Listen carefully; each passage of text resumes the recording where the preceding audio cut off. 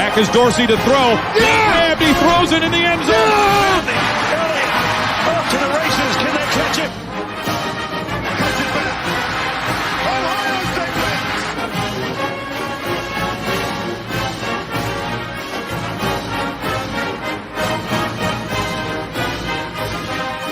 State The Ohio State of Mind podcast hosted by Josh Keatley and Michael Chin.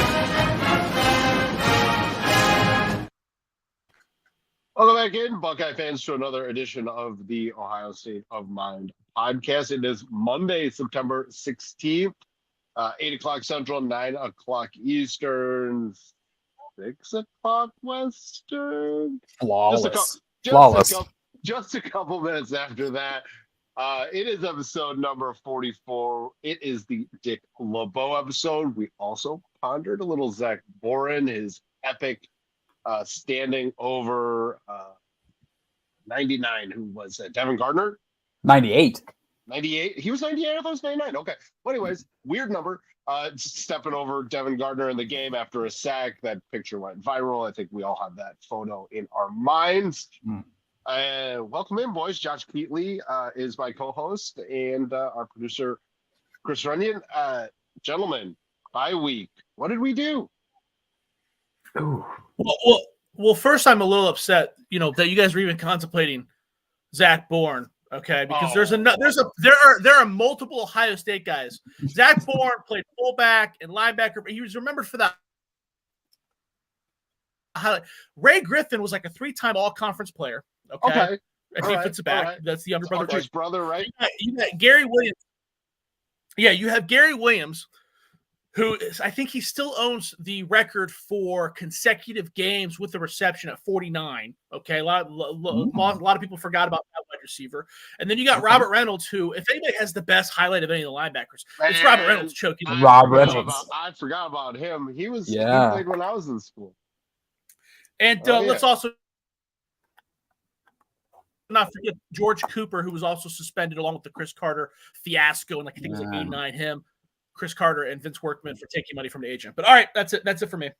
All right, resident historian. Thank you very much, Josh. Okay, so now let's get back to it. What do we do in the bye, boys?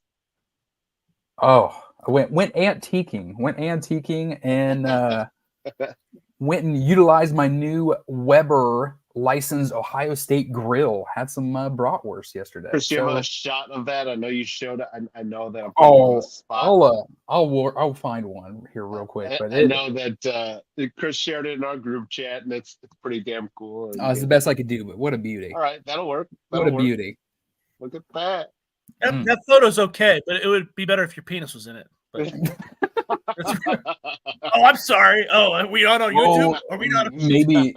Maybe support my OnlyFans and we'll talk. And all right, and that's the episode, boys and girls. I'm just kidding. Josh, what'd you get a chance to do this weekend?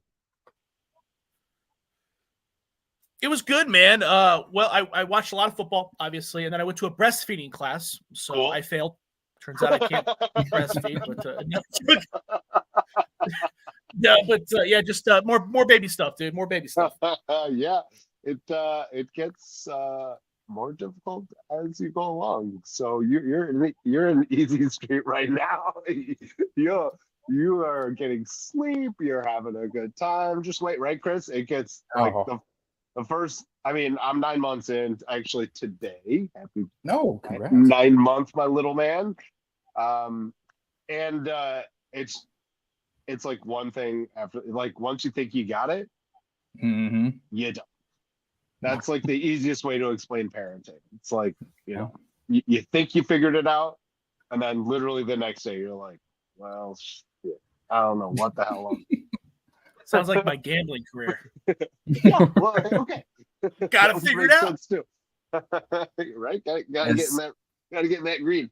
But anyways, the Buckeyes, not much going on that end. No good news this week. Not that I saw, or I don't know if you guys saw. No injuries in practice. No. That's always no injuries in practice. And the other big concern, nothing off the field. I love to see that. The Georgia player got banged again for speeding. Like, the 8 millionth time that over the last 3 or 4 years, and obviously super prevalent now because we get all those reports. Back in the day, man, you could hide that all day long. No social media, no press everywhere, nobody has a camera on their phone. Even into the early 2000s, and you can get away with that stuff.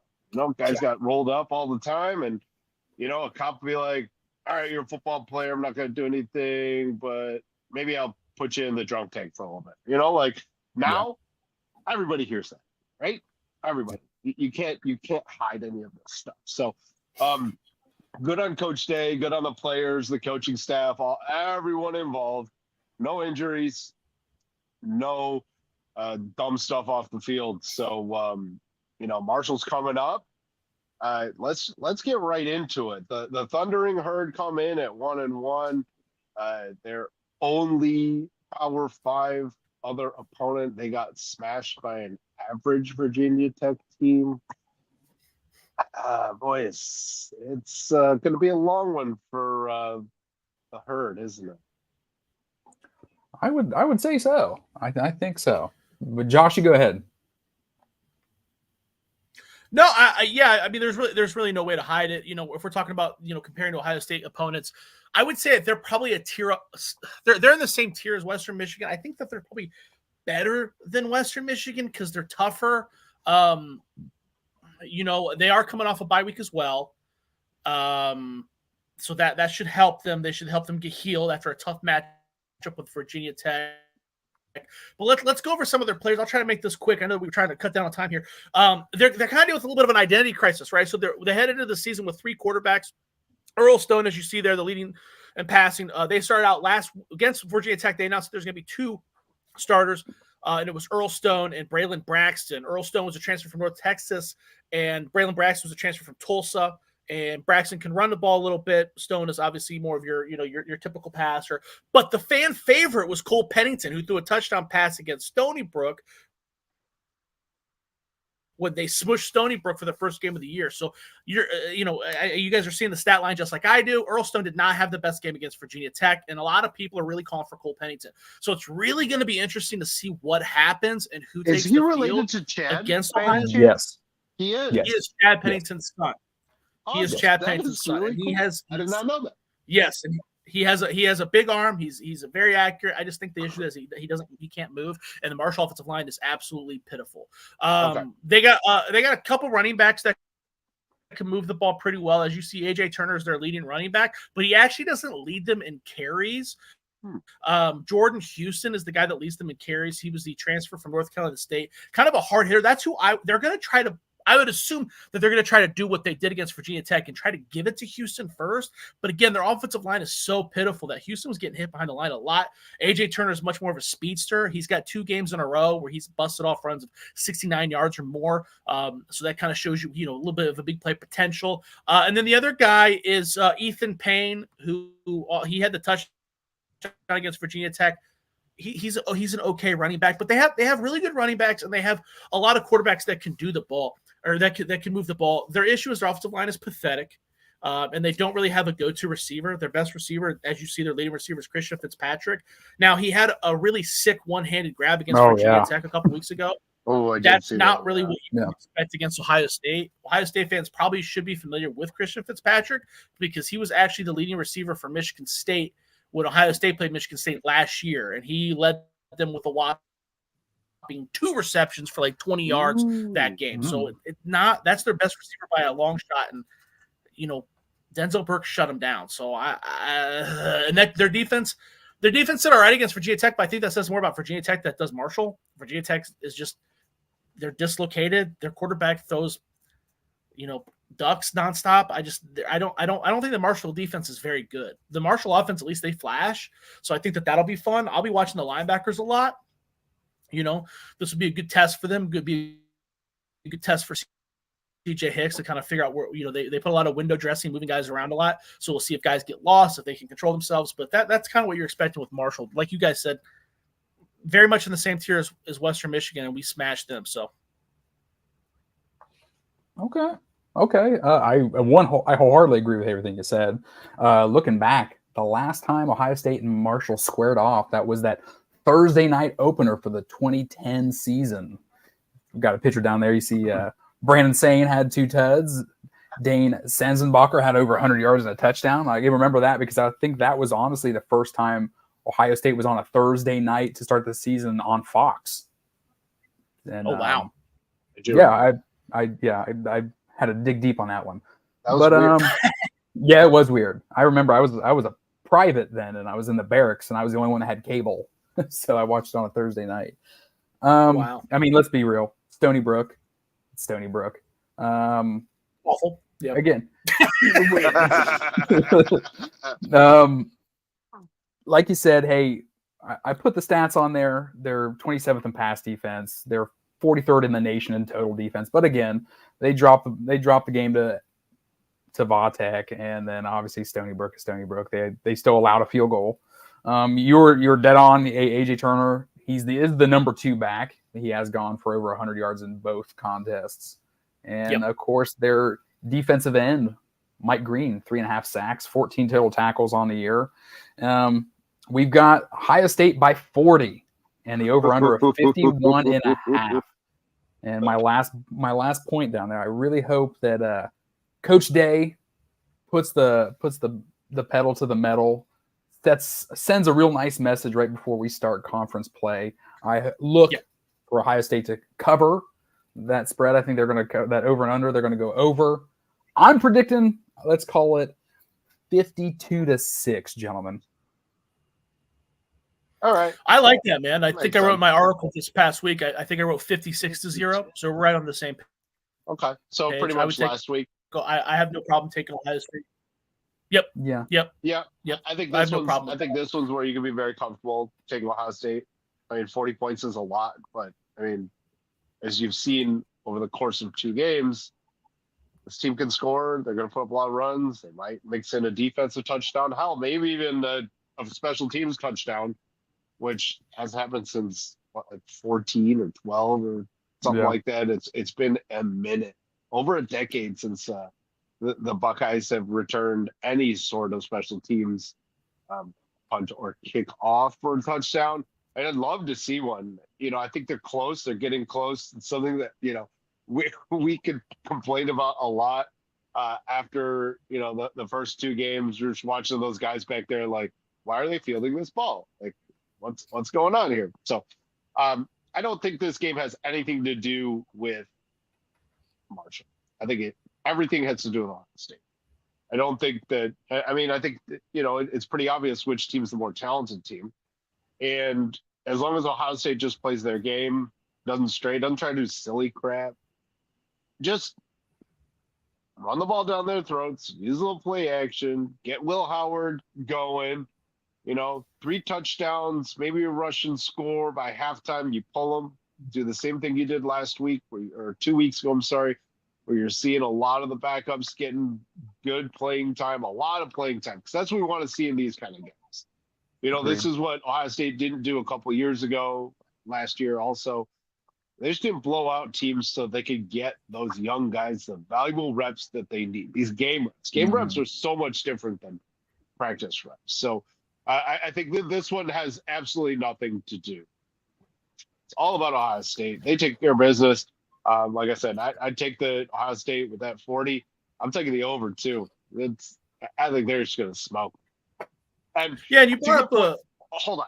Can we add talking about this whole rankings crap again? Absolutely. In a little bit, because I want to get to it because you touched on it, and I don't know if you saw, I kicked my head back and rolled my eyes and all this rankings crap because I think it's a bunch of bullshit. Of course, we've got time. We're making great time, gentlemen. Absolutely. Wonderful. So one thing before we do move on, you did mention the special teams. That's a good call out. I'm glad you brought it up because I almost forgot. I mean, Virginia Tech, their first touchdown against Marshall was a punt return touchdown. So this special teams is not ironclad. This is definitely something that they can Virginia Tech, it's not the Beamer ball anymore, baby. They got some issues on that special team. So if they can do it, Ohio State certainly can do it. So I'm with you. This is definitely another situation where we should see, and I think you're right too. This is a situation where we should see 4 quarterbacks again. So I'm with you. Oh, 100%. I'll be disappointed if we don't. Like, let's be real here, right? No, absolutely. Yeah, absolutely. I anticipate seeing at least 3 quarterbacks. I think that's a no-brainer. We want to see James People get in the end zone again. I bet he plays earlier than the backups come in. I bet they rotate him in the first half. It would not surprise me at all. No, just to see what he can do behind that first team line, with the first team on, right? Yeah, I do think that now. I know you said no funny stuff, but now is the time to try some funny stuff. Because you don't want to use it against Marshall. That's what I'm saying, right? Maybe you set up the funny stuff for later, right? You run a play where you're going to run a trick off of, something odd where you kind of look and you're like, that was a weird play call, right? So it's all about building the offense, right? I apologize. I should have explained myself a little bit more, but that's what I'm talking about. Don't waste. That I'm with. That I agree with you with. I apologize. I think our definitions of funny business was different. I guess I was envisioning, I want to make sure I see, now would be the time if you're going to do, an option, if you're going to do, we saw the RPO, but maybe we do see some outside option. Like now would be the time to see if Will Howard can do that. He can read the defensive end. If you're going to, blitz more defensive backs. We haven't seen a whole lot of corner blitzes yet. Like if you want to see if Jordan Hancock could do that, now would be the time to do that. If you're going to have a different kind of, a 4-man front where Arvell Reese is playing defensive end, CJ Hicks is playing the other defensive. I know that they briefly talked about those guys both see time as pass rushers, and then maybe your defense. I don't know. These are things I would love to see but if you're going to try, if you're trying weird stuff, now would be the time, right? We talked about CJ Hicks having struggles the first 2 games. If you're, and the Jim Knowles briefly talked about him being a pass rusher because he's so good at blitzing.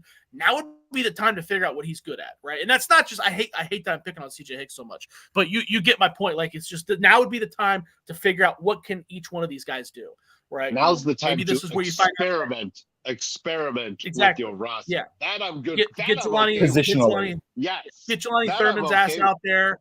Get Jaden. See what maybe Jalen Ballard can be kind of some kind of weird X factor in the backfield. I don't know. Maybe run a 2 running back set. See if you guys can do it. I don't know. That would be the time. Love to see it. Love to see a 3 running back set. What would they do with that? Yeah, right? Obviously you'd have a fullback in there as one of them, but I think that would be something that would be interesting. Maybe motions off of the line back into the backfield. Doesn't set up there. I think, and speaking of motion, I think it's stupid when teams don't do it. I watched a lot of football this weekend, like you did, Josh, and I'm watching a lot of teams who aren't having any preset motion, and that makes life on a quarterback so much more difficult. Yeah. You want that preset motion so you can distinguish whether it's going to be a man or a zone. Obviously, they can drop out of either one of them, but to get that first inclination of what's going on. And this is something Chip Kelly, I think, does a really good job of, is he gets that pre-snap motion. So his quarterback can distinguish whether, at least at the snap, what the intention is of the defense, whether it's man to zone. So, I like that. I like it. I'd like to see some, I wouldn't say trick plays, but maybe like a jet sweep, get a wide receiver involved, get a wide receiver involved in the run game. I mean, we have the talent. The guys, maybe Jeremiah Smith gets a jet sweep. Like that'd be a lot of fun to see. And now, like you said, Josh, this is the game where they experiment with how they run the offense, the defense, where they line up players, etc. So I'm totally on board with all. Yeah, I like. Let's experiment with positions and personnels. Absolutely, I love that you said jet sweep because let's go ahead and show a jet sweep on on film, and then one day, hey, maybe we're in Eugene, we get a fake jet sweep and a throw heaver deep to JJ or Emeka Mbuka. Mike, you were right. 2010 was the last kick return, and 2014 was the last punt return for the Buckeyes. Yeah, it's been way too long. Way too long. Can we get a sound cut of you saying let's experiment with positions? Ooh. Mark that time. It was like right about like Experiment with 1915. I can promise it. Flip that up. Yeah, I will promise that to you if I could find Jeff Goldblum saying it, then absolutely. But that covers Marshall and Ohio State's preview. Mind you, we don't have a Buckeye game to recap, so we've got a little bit of time. So I do want to introduce the Buckeye question of the week. And because we don't have any game film to go off of for this week, I'm going to go a little old school. I'm going to go a little elementary, if you would. We're going to just do a what if. But for you two gentlemen, we're going to go simply start one, sit one, or encourage one to transfer. Okay? It was going to be, whatever kill, but let's make it to the 21st century here. Start one, sit one, encourage a transfer for the both of you. So the three we've got Antoine Winfield, we've got Sean Springs, Oh no. and we've got Malcolm Jenkins. Gentlemen, Oh man. start one, Dude. sit one, encourage one to transfer. You've got 5 minutes. 5 minutes to talk. I want to hear. All I want to hear what both of y'all. I think, and I want to know why. I can go first. And I want why. Okay, so there's a super specific reason why Malcolm Jenkins is my starter. And the reason why he's my starter is because positional versatility. He can be a safety. He can be a corner. We can put him in the slot. He can do everything. He's a leader at the back end. And so I've already slotted him one. Now the other two is tough. I don't quite have an answer. I'm still kind of pondering. Springs and Winfield, and they were just, absolutely awesome. That's so tough to pick. Let's hand it off to Josh. Josh, you have a start one yet? Yeah, man. My start one. That wasn't the issue. My start one was definitely Sean Springs. He's one of the greatest defensive backs in college football history, not just in Ohio State history. He's a consensus All-American. He went on to be an absolute elite shutdown corner in the NFL as well. I agree with what you're saying about Malcolm Jenkins. Malcolm Jenkins would be my sit one because of the positional versatility. He was so good at cornerback, so good at safety.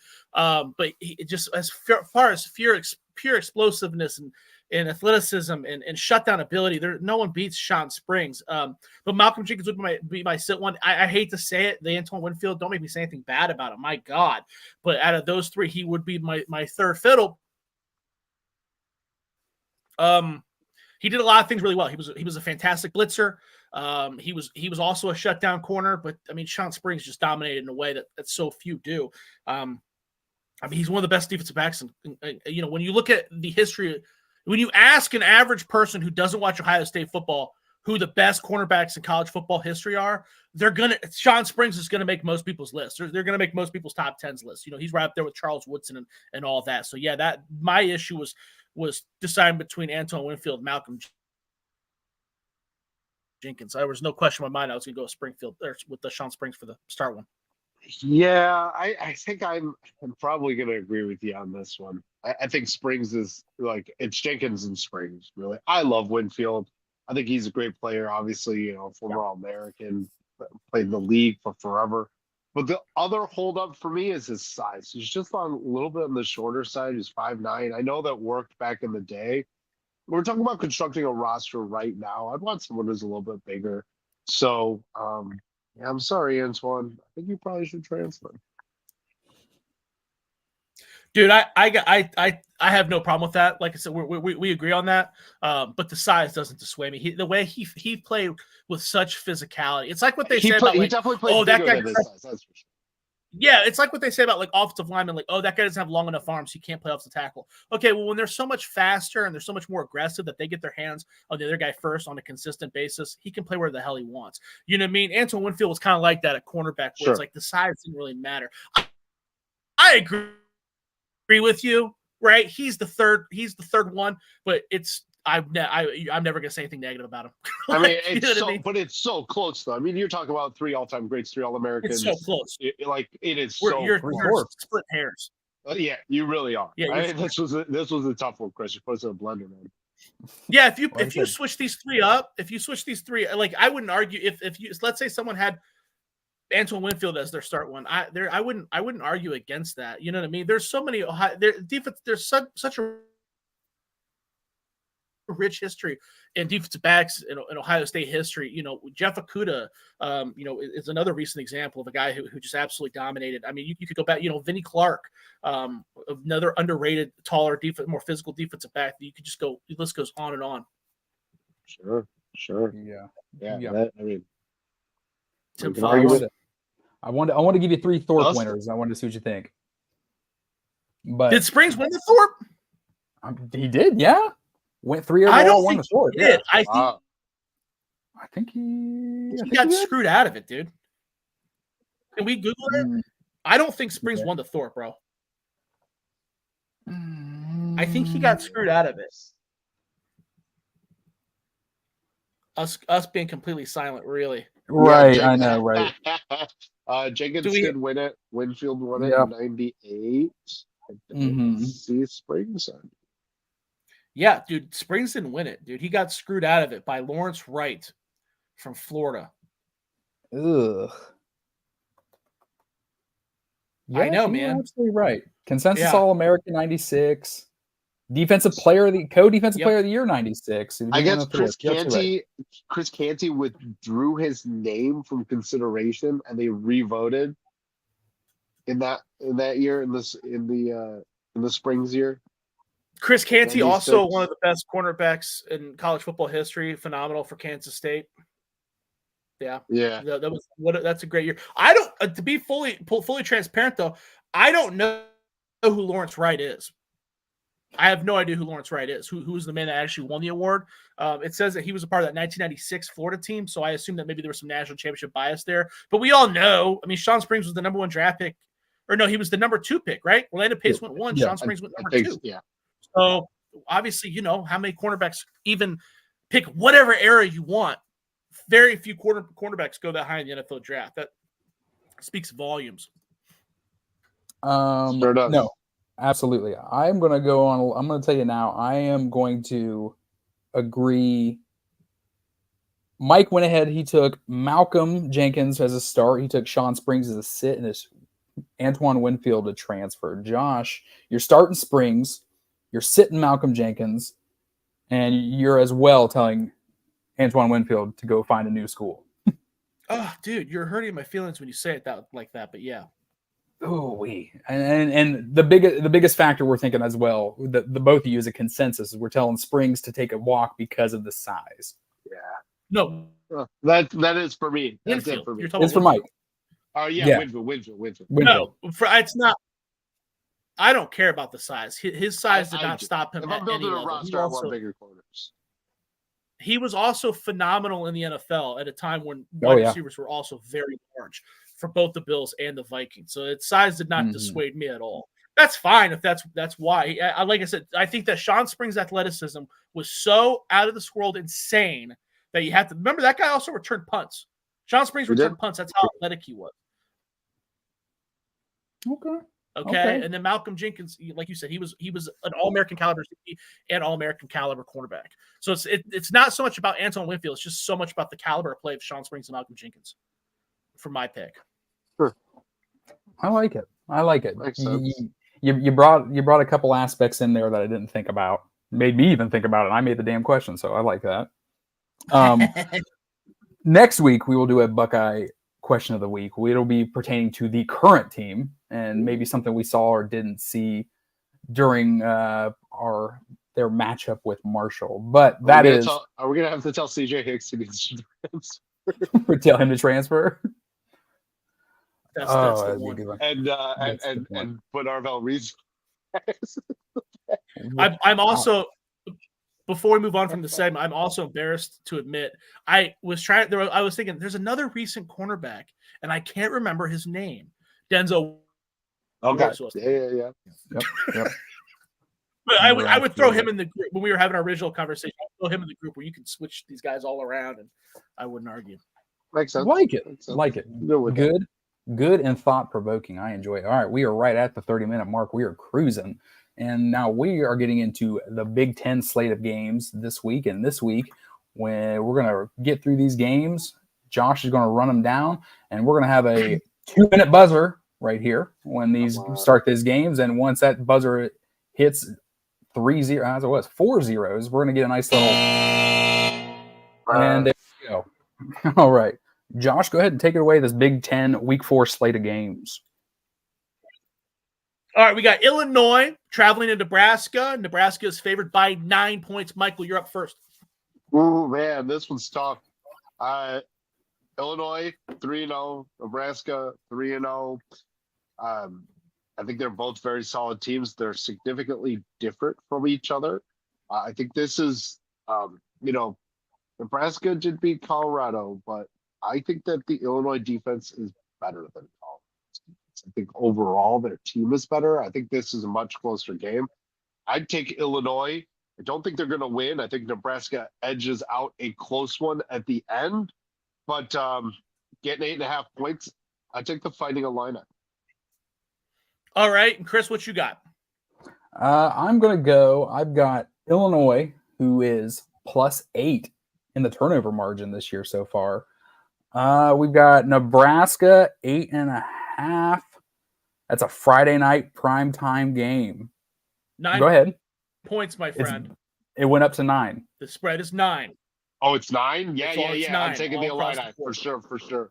Still not changing. I'm going to break the trend and try to put some distance in between the two of us. Well, the three of us. I'm going to take Nebraska, and I'm going to take Nebraska to cover. All right. Let me go over these before. Hopefully, this doesn't mess up the timer. Chris, you went 6-7 last week for a total record of 24, 21, and 1. I went 7-6 last week for a total record of 25, 20, and 1. And Mike, you went 7-6 as well for a total record of 23, 22, and 1. So we're all right there, inch and inch. Mike caught some ground this past week because he took Indiana and Arkansas. He was the only one that took Arkansas State. That's where he really caught his ground. Thank God I was the only one that took Northwestern, so I was still able to keep my first place lead. But I'm also with you, Chris. I'm gonna take Nebraska, dude. Nebraska looks like a goddamn beast, bro. They put up numbers against San Jose State. They put up numbers against Colorado. Illinois, they look really good even against Central Michigan. They got different levels to their offense, which I never thought I would say under the Brett era. But they beat Kansas too, a ranked Kansas team. They did. I'm crediting them. I'm giving them credit for that. But Nebraska's pounded a great Colorado team. All right, on to the next one. Well, we already did. So we're all taking Ohio State, correct? Yes. What? Oh, yeah. Uh-huh. Give it 40 points. All right, next game. Oh, man, my order is different than your order. I'm going to just let you go in my order. Indiana, given 28.5 to Charlotte. Charlotte heads. Charlotte will be playing away. Chris, you want to lead this one off? Simple. Give me Indiana. Give me all the points. Michael, what you got? 100% agree. Indiana points. I don't even know what the over is, but I'd probably take it. Yeah, I agree with both of you guys here. The Biff Poggi experiment in Charlotte is not panning out super well. It's his second year, so they're not going to fire him by any means. And Indiana is straight up on fire. We talked about UCLA last week. I took UCLA. Had a bye week. They were the first Big Ten game at home in the Rose Bowl, and they couldn't do shit. They didn't even keep it close, my friend.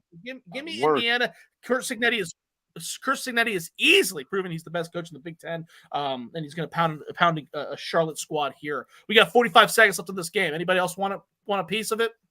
This is, you're starting to see Indiana leave that bottom tier of the Big Ten and get to the middle. And you're seeing them get to the middle. I mean, mind you, they're putting up 70+ points and at a drop of a hat, but they're getting there. Yep. Yeah. No, I completely agree.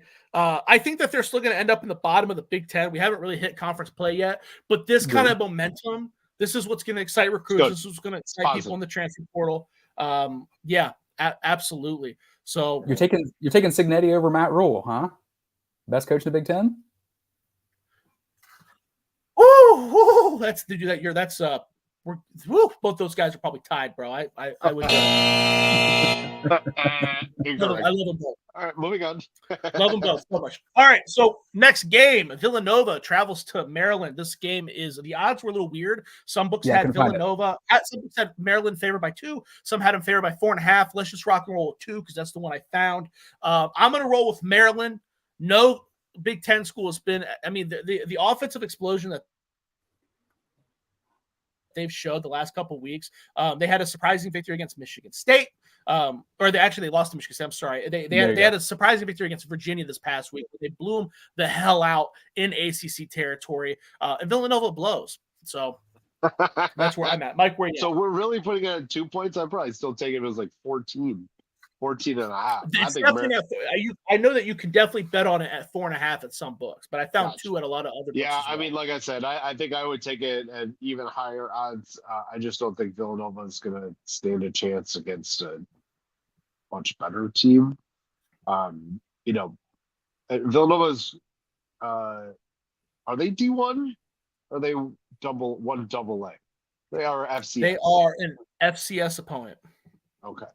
Yeah. Out of So Philadelphia. Brian Westbrook with there. yeah. I mean, anytime a Big Ten team faces an FCS opponent, they should wax them.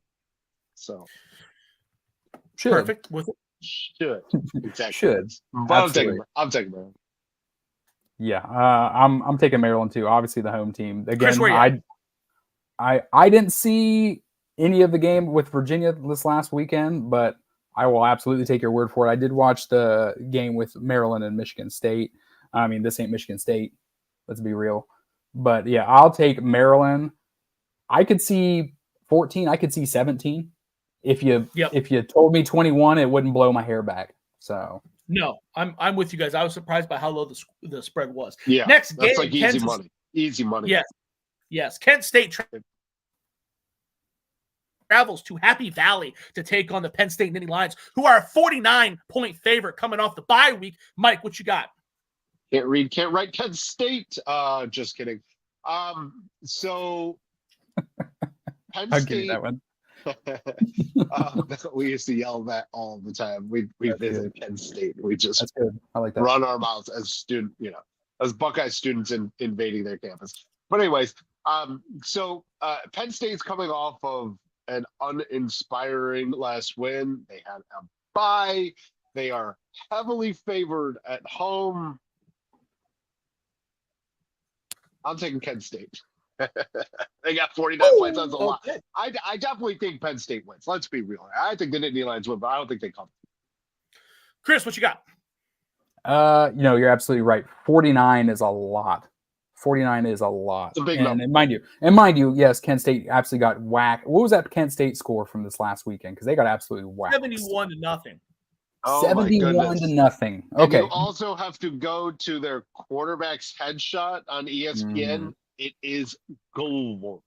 Ooh, I'll cue that one up. But I can see them getting a nice lead at halftime. I can see James Franklin pulling the guys and coasting. I think Penn State wins, but they will not cover 49. All right. Okay, so I'm the only one that's going to take Penn State here, and I'm going to take it with a lot of confidence. Kent State got their ass whooped 71-0 by Tennessee. The week before that, they played St. Francis of Pennsylvania, an FCS school, and lost. Penn State gets a bye week off of an embarrassingly close game against Bowling Green, who's a far better MAC opponent. Bingo! We're talking about resurrection in the large margin. I'm cool with the 49. All right, next game.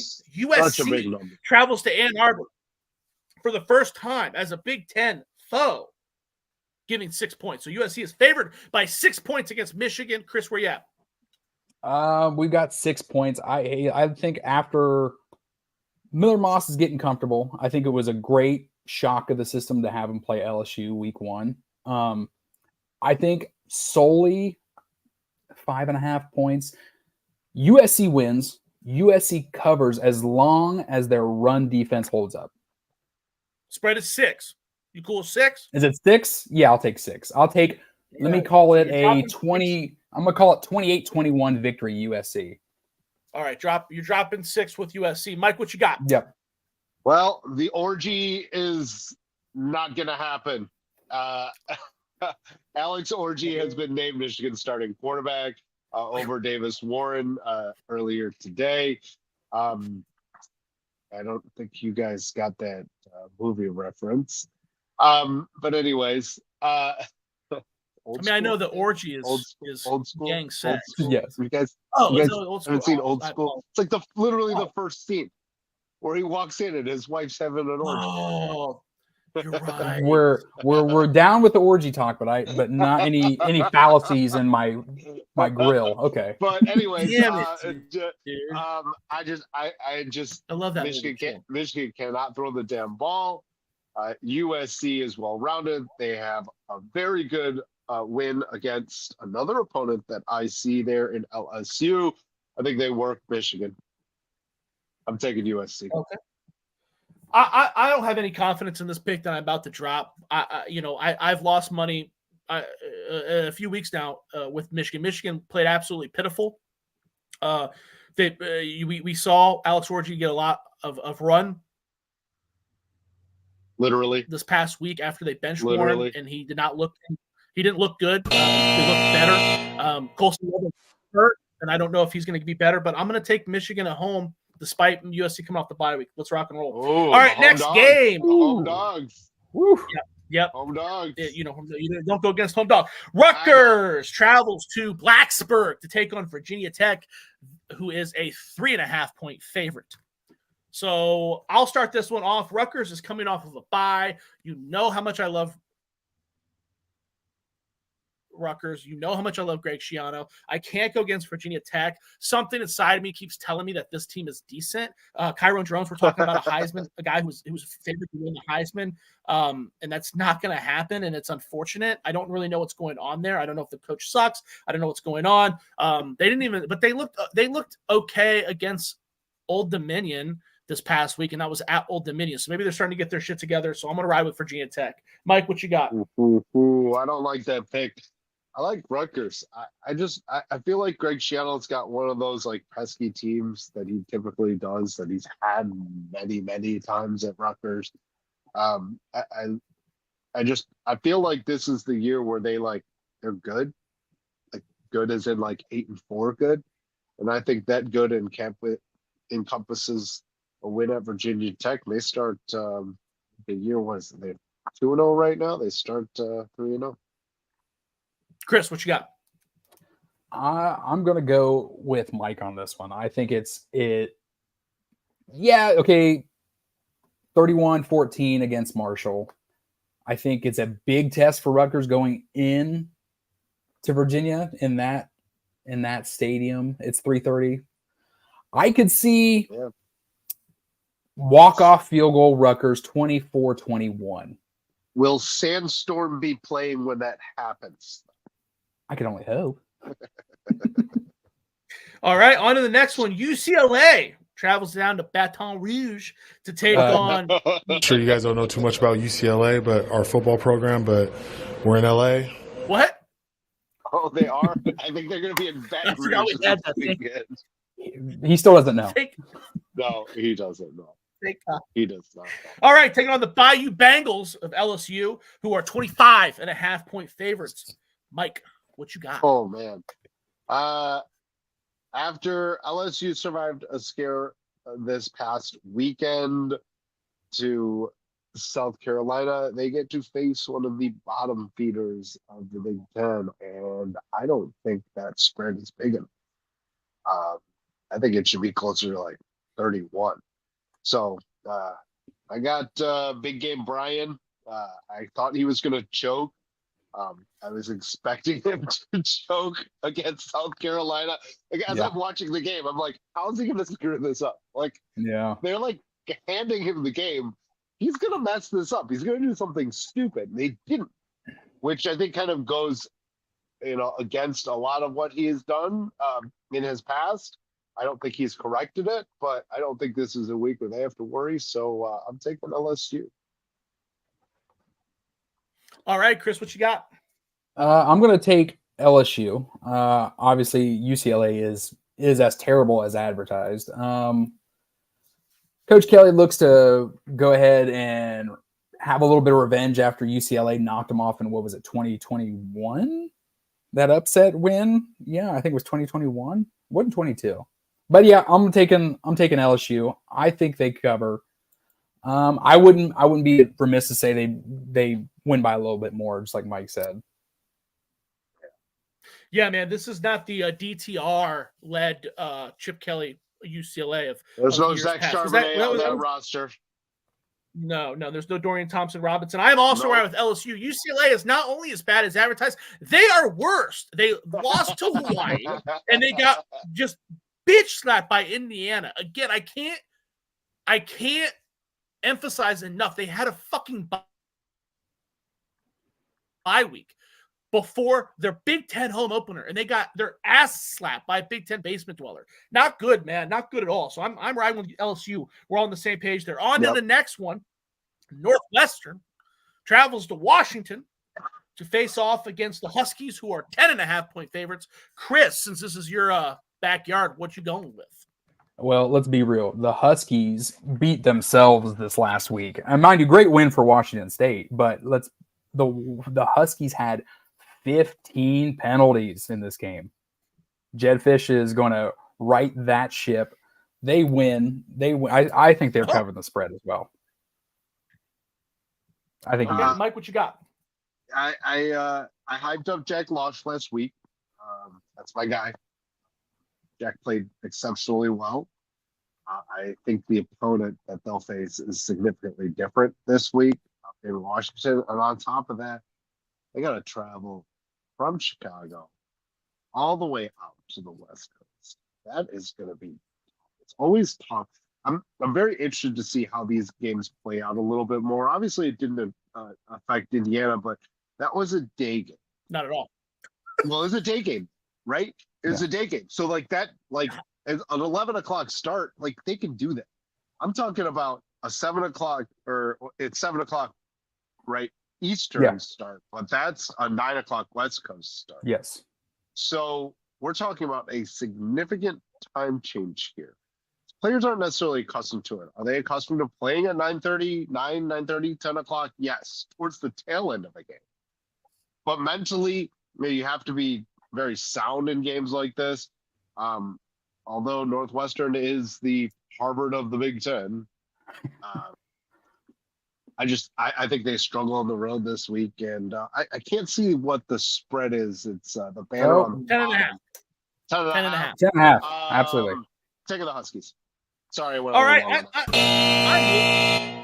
I'm with you Carry guys. on, I'm also taking Washington. Northwestern was fantastic last week. I was the only one of you three ding-dongs to take them. Okay. Just want to throw that out there. But my Northwestern fandom has to die at some point, and this is it. Washington's played two horrible games back to back, so I'm a little weary of it. I would honestly feel more about my understanding of how the time change is going to affect them is, I know that when I was in college, the earlier the game, the worse off you were. The later in the day and the time change, you have time to kind of get acclimated. But maybe I'm wrong. But on the flip side, that stadium is going to be more ruckus, right? So it's going to be more crazy. So that more time that's more important than the actual. Yeah, I would think that that's probably more important than the time zone thing. So that's my theory. But yeah, I'm with you guys. I'm riding with Washington, boys. All right, on to the next one. Iowa is a 2.5-point favorite at Minnesota. I will go ahead. I will kick this off. I'm taking Iowa. Iowa, they really struggled last weekend against Troy. So they've had an up and down season. I don't really have a good handicap in this game. I do believe that Iowa's just on a different tier than Minnesota. So I'm going to take Iowa. The spread is small enough to where I think that they can get this difference. Mike. Home dogs. Home dogs?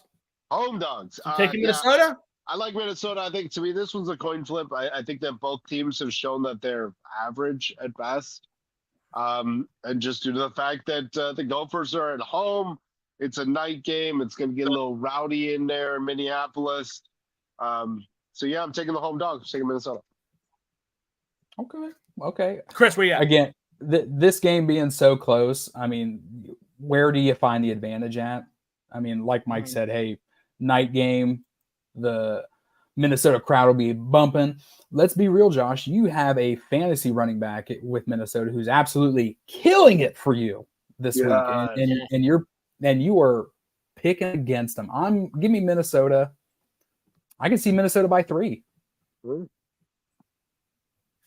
I don't have a strong handicap for this. Minnesota, Iowa looked bad last week, and Iowa's had moments where they don't look good. Minnesota's look. I mean, other than the North Carolina game, they look good. I mean, they put the stomping on Nevada this past week. Now again, Nevada's water garbage, but still, that needs to be noted. So I don't have a strong handicap for it. I just feel like old Jeff Goldblum, life finds a way, and that's kind of Iowa is. Iowa, they looked like shit last week, and they even finished. When you look at the box score, you're like, that was pretty good. It's like, dude, that's just classic Iowa, right? But all right, moving on to the next game. Unless you guys got 3 seconds of information you want to say. Too late. Let's rock and roll. Michigan State traveling to Boston College to take on the Eagles, who are favored by 7 points. Chris, what you got, brother? Give me BC. Give me BC by 10. Aiden Childs just isn't doing it. I think you put Aiden Childs in this nighttime atmosphere, this big game, 8:00 start. I'm just not seeing it with him, man. And hey, BC's look good. I mean, that we can sit there and praise that BC ball coach, but they've looked good. They've looked good for who they've played. So, Mike, what you got? Yeah, Chris, I have a really quick request. Can we get Aiden Childs saying bet the over? Bet the over, absolutely. That's an easy one. That's a good one. I like that. As you were talking about that, Chris, I'm like, you know what? He said that stupid ass shit right before game 1, and they suck. Yeah. Without question. So yeah, we need that. Thank you. Anyways, this one, I really, obviously the Buckeyes wanted Bill O'Brien as their offensive coordinator. I think that is showing as exactly why right now in BC. Did you guys get a chance to watch the game this weekend against Missouri? I thought BC was the better team. Missouri won the game, but I thought BC, right. I thought BC was the better team. Missouri just, I think, they have a little bit more experience. They've been there. They had a really good season last year. They're building on that. Connor Cook. I can't remember the name of their Brady Cook. Brady Cook. Thank you. Their quarterback. He's very experienced. He's been through a lot. Obviously, they beat the Buckeyes in the Cotton Bowl last year. So Luther Burden's a dog too. Luther Burden's, yeah, he's a dude. There's three of them. Yeah. So I'm taking BC. I'm going to go against you guys. I'm going to take Michigan State. Okay, here's why. Boston College is coming off a very, very close, heartbreaking loss to a top-ranked team in Missouri and the SEC. I think that's going to, they need time to rehab. We know that playing tough opponents damages you physically and mentally. Michigan State had a goddamn bye week against Prairie View A&M. We talked about Michigan State sucking. I'm not going to sit here and say that they're good. I'm not. But I can tell you that there's nothing that's going to build confidence more than scoring 40 freaking points on a shitty team. Okay? So you're going to give me that. And they're getting 7 points. I think that they can hang. We also need to talk, while we have time, we also need to talk eventually about, is Bill O'Brien a goddamn genius? Okay? Because look at the quarterbacks that he's produced and what they've done in the NFL. Okay? We're looking at Bryce Young. Okay? Looking at Christian Hackenberg. Okay? Is he a guy? We're looking at Deshaun Watson when he was with Houston. Bill O'Brien, when he was with Houston, he was good. Now he sucks. We really need to explore if Bill O'Brien is a goddamn genius. Okay? So I just want to throw that out there. Next game. Wow. Purdue. I think we are going to. That's a good offseason. That'd be a good offseason deep dive. Isn't that interesting? All those quarterbacks. It really is. And then Bryce Young got replaced today. He's no longer the starter for the Panthers. And Deshaun Watson blows. Right? He's so bad. So bad. Yeah, and Christian Hackenberg also was not great after he left the confines of Bill O'Brien. Bill O'Brien may be a larger genius than we're all willing to admit. All right, Purdue travels to Corvallis to take on Oregon State, the Beavers. Oregon State is favored by 4.5 points. Chris, who you rocking with? Beavers bounce back after that rivalry loss. I mean, Purdue. Hey, I think Purdue can bounce back. Don't get me wrong, but they looked fucking bad. They got dominated at every aspect of the ball game this last weekend. And believe me, I know all of us were sitting here praising Hudson Carr literally a week ago. So, we really were. We're like, this guy's amazing. Yeah. give me Oregon State to cover. Yeah. Whoops, that was wrong. Hudson Card, not amazing. I agree with you. I agree with you on this one, Chris. I just think that, like, when you go and play a team that plays a physical brand of football like Notre Dame does, it wears on you. You know, you'd like to have off weeks after those games. And I just feel like Purdue's going to be tired. They're traveling to the West Coast. Again, I really think that early on in this with the new teams on the West Coast, I think that teams are going to struggle playing night games. And I think that this is going to be another example of that. I've got the Beavers. All right, so I'm going against you guys. Last week, for the record, I was the only one that took Notre Dame. Okay, just throwing that out there. All right. Purdue was straight up garbage. They were straight up garbage, but that's something that, you know, I didn't know that they were going to get their ass beat by 95 points. Okay, but I did feel like that was. I think that they bounced back. Okay, we know that they have some talent. We were hyping the praises of Hudson Card. We were doing that. But there is some talent there. Oregon State's not good. Oregon blows, Oregon blew the 2 weeks before, and Oregon State sucks, and they took advantage of that. I don't think Oregon State's very good. I'm going to get 4.5 points. I'm going to go ahead and take Purdue. If I'm wrong, we'll see what happens, but that's where I'm at. All right. Big We are 2.5 minutes under time. Hey, we've got also, here's an update for our Big Ten fantasy standings. Josh has pulled at least 100+ point lead over second place. Unbelievable. And he's picking against his breadwinner with Darius Taylor. Well, this past week, too, was the time to catch me, boys, because I had no quarterbacks. Well, I've got just Dylan Gabriel now that Van Dyke is dead. I also don't have any quarterbacks, and all three of mine played this past week. Wait. So Chris has Van Dyke, who died. So he's got Dylan Gabriel, and that's it moving forward. And then Mike, who do you have?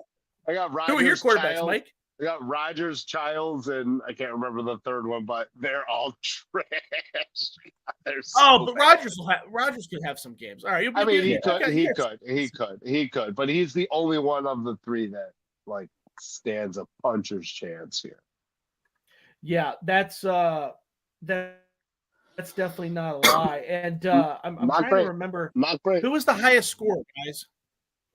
Darius. Who was the highest score this past week? No. The highest score was someone that no one had. Oh, no. Who went off? I know, dude. This sucks. This makes for great radio. Who went off? I don't know. Billy Edwards, quarterback from Maryland. He scored for. No one has him because my dumbass took his backup. But I thought, who would have guessed? Who would have fucking guessed? That's more embarrassing than Hudson Card because I took a quarterback from Maryland. He just doesn't fucking play. So that's a little embarrassing. But here we are, and then Donovan's taking up the rear. So yeah, I'm close. Yeah, it's a long season, my friend. Oh yeah, we've got High State's got one more bye week too. So I know. What's up with these stupid bye weeks? That's another week where you guys are gonna have to be able to take advantage because again, I have no quarter. Will Howard is officially my only quarterback. So if he gets hurt or if there's a bye week, that's your chance. Not fun.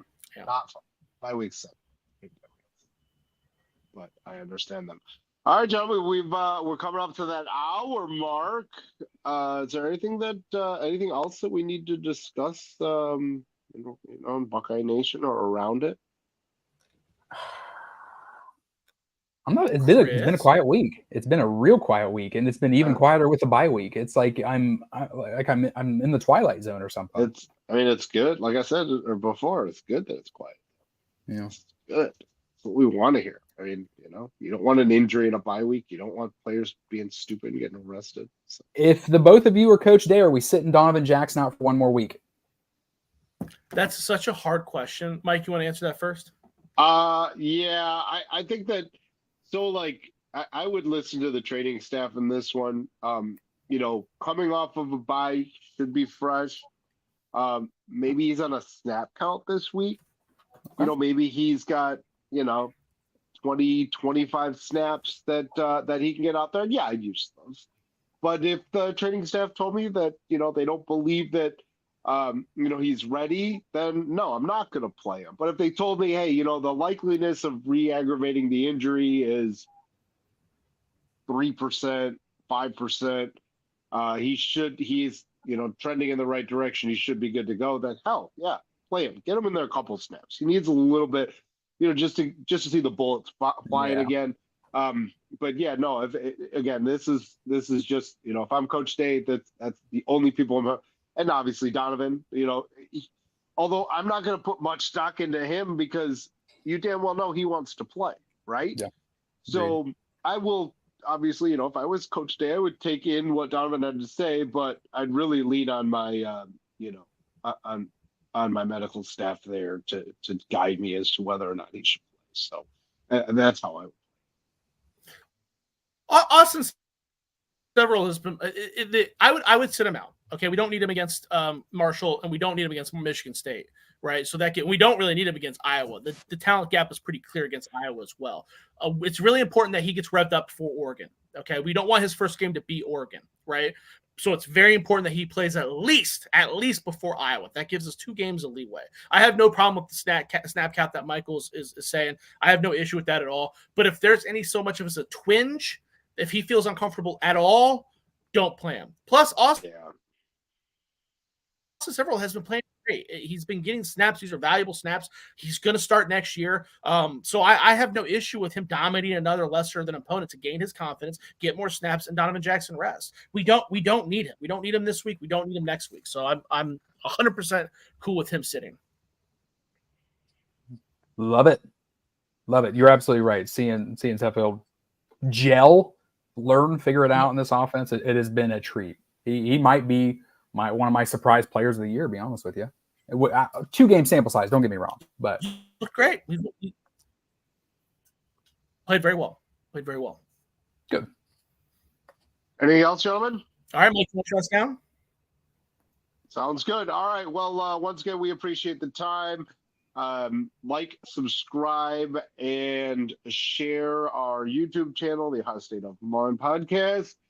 You can give me a follow on X, Twitter at Mike Chen. Josh? Yeah, man. Follow me on Twitter at Josh Keatley 16. If you have any Buckeye questions or anything, even college football, maybe love advice, you can reach out to us on X, on Facebook, whatever you need, and we can talk about it here on the show. Okay. Yeah, you can find me at crunyon15 on X. I'm a new X member. I literally just get on there so I can scroll on what the commentators aren't telling me on Saturdays. So, and of course, believe me, I spammed the both of y'all. I gave you about 100 clicks each last night. So. Appreciate it. We appreciate it. Thank you much. Absolutely. Thank you very much. We'll take all those clicks. That explains why I had 100 clicks. All right. Well, that's it for us. Like I said, we appreciate the listen. Let's go get at Marshall. Go Bucks. Go Bucks.